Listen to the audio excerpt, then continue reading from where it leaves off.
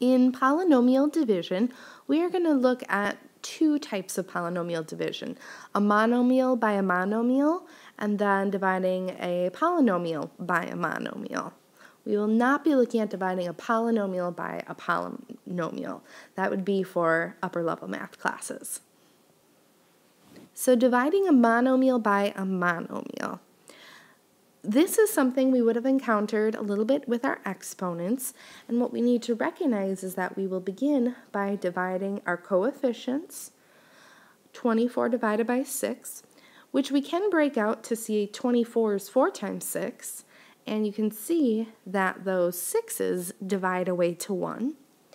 X to the 6th is x multiplied 6 times, divided by x multiplied 4 times, and we can either use our rules where we are dividing like bases, we subtract their exponents, or we can recognize that 4 sets of x's would divide away to 1, leaving 2 in the numerator.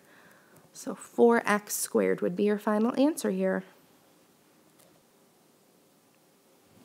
When dividing a polynomial by a monomial, we can see that this polynomial, suppose it is a plus b, divided by a monomial c, really can be split apart into two fractions, as long as c does not equal 0, since we cannot divide by 0.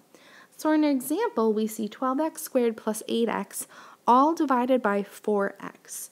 In order to solve this, we must recognize this is the same as the expression 12x squared divided by 4x plus 8x divided by 4x.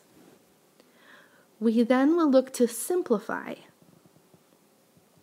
Simplifying our first term, we see 12 divided by 4 is 3, and we can use our quotient rule of when we divide like bases, we subtract their exponents to see we'll have x to the 2 minus 1,